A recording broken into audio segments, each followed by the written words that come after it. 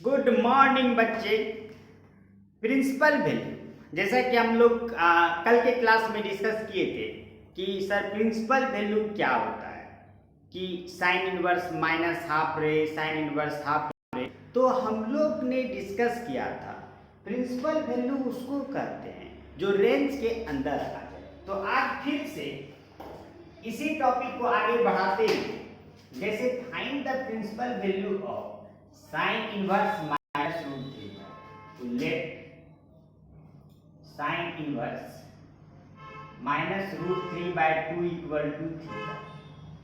तो यहां से sine theta minus root three by two, ठीक है। तो साइन थीटा तो minus sine root three by two तुम्हारा आता है 60 डिग्री, और 60 डिग्री को तोड़ोगे तो पाई बाय 3 आएगा, ठीक ना।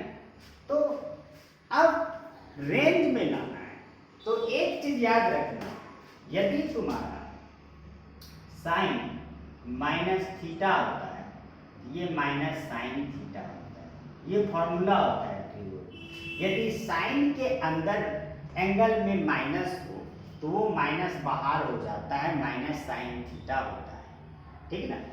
तो अब इसी चीज को, तो इसको मिटा देना, हाँ। तो साइन थीटा इसी को तुम लिख सकते हो, इसी को लिख सकते हो, साइन थीटा को साइन थीटा उतार दी, साइन माइनस पाई बाय 3, क्योंकि अभी हम लोग पढ़े थे कि साइन माइनस थीटा के लिए या माइनस साइन थीटा दोनों इक्वल होता है। तो अब बात है रेंज, तो minus pi by 3 60 degree, minus 60 degree, तो क्या माइनस 60 डिग्री रेंज में आता है? तो हाँ आता है। तो यहां से तुम्हारा थीटा इक्वल टू होगा माइनस पाई बाय 3, और ये लिखना नहीं भूलेंगे कि माइनस पाई बाय 3 माइनस 90 से प्लस 90 के बीच में आता है। तो तुम्हारा प्रिंसिपल वैल्यू हो गया इसका minus pi by 3, principal value हो गया माइनस पाई बाय 3। तो हम लोग बात कर रहे हैं कि प्रिंसिपल वैल्यू कैसे होता है। तो हम लोगों ने सीखा था कि प्रिंसिपल वैल्यू सर रेंज के अंदर होता है। तो sine inverse minus root three by two को हम लोग थीटा मान लिए, sine theta minus root three by two किए, sine theta equal to minus sine pi by 3 हो गया, और जो theta equal to minus pi by 3 है वो तुम्हारा रेंज में आ गया माइनस 90 से प्लस 90, इसलिए थीटा का वैल्यू माइनस पाई बाय 3 से पाई हो। तो अब जैसे फाइंड द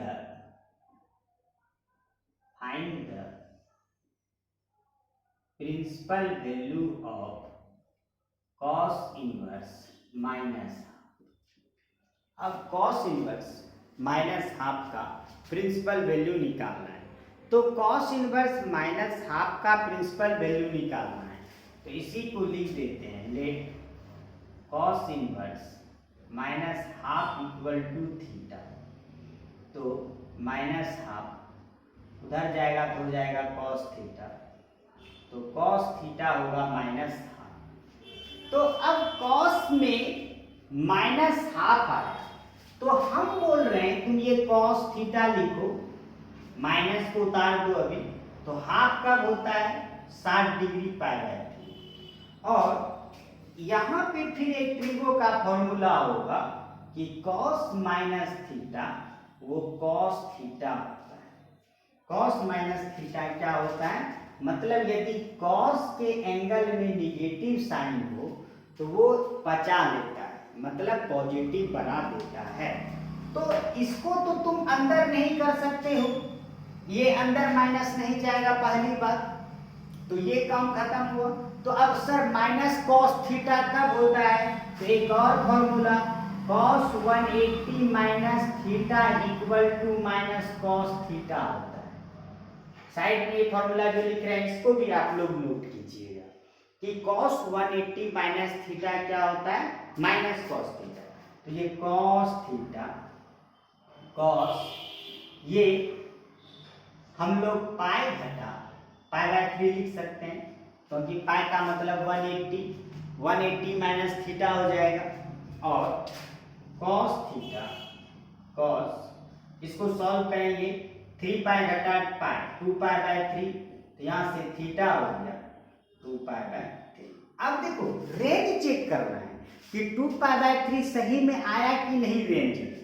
तो 2 पाई बाय 3 का मतलब पाई की जगह 180, तो 180 बाय 3 60, तो 120 डिग्री, तो theta equal to 2 pi by 3 which belongs to 0 से पाई, क्योंकि 180 डिग्री बिलोंग्स करता है 0 से 180 के बीच में। सुनो, यदि तुमको नहीं समझ में आया ये सवाल तो हम फिर से बता रहे हैं, ध्यान दो कि हम बोल रहे थे कि cos इनवर्स -1/2 का आपका क्या होगा प्रिंसिपल, तो हम cos इनवर्स -½ को मान लिए थीटा, -½ इक्वल टू उधर जाएगा cos थीटा, फिर cos थीटा इक्वल टू हो गया -½ माइनस cos थीटा हुआ, माइनस रहने दिए यहाँ। अब फिर उसके बाद तो हाफ का मतलब होता है cos 60 degree, cos pi by 3, तो cos थीटा cos पाई घटा पाई बाय 3, तो cos थीटा cos ये 2 पाई बाय 3, तो थीटा क्या हो जाएगा 2 पाई बाय 3। 2 पाई बाय 3 का मतलब होता है हम लोग का 120 डिग्री, जो कि x0 और 180 के बीच में होता है। यही तुम्हारा cos इनवर्स -½ का प्रिंसिपल वैल्यू है। और बच्चे इसमें बस ये याद रखना है कि जैसे कि cos साइन में भी बताए थे, साइन माइनस थीटा क्या होता है minus sine theta, cos minus theta cos theta, tan में भी बता देते हैं, tan minus theta minus tan theta, मतलब साइन और tan में यदि माइनस एंगल में रहेगा तो वो माइनस उल्टी कर देगा, लेकिन cos में रहेगा तो वो बचा लेगा। इसलिए हम cos वाले माइनस को नहीं किए, तो इसलिए दूसरा रास्ता निकाल दिए कि 180 से घटा दिए उसी एंगल को। लेकिन साइन और tan में रहेगा तो तुम अंदर कर सकते हो, because sign minus theta minus sine theta होता है and tan minus theta minus theta. चलो ठीक है, तब समझ गए होंगे आप लोग। अगला सवाल,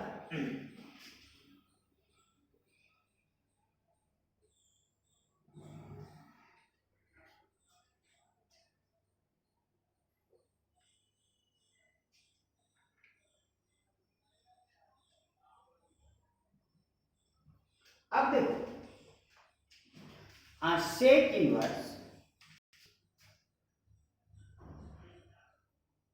फाइंड द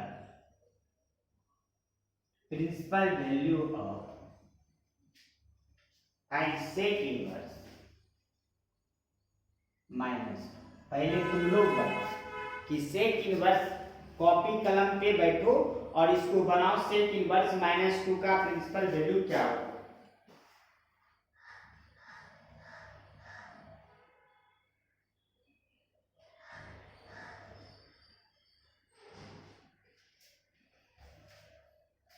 सेक इनवर्स -2 का प्रिंसिपल वैल्यू, तो देखो हम लोग क्या करेंगे, सेक इनवर्स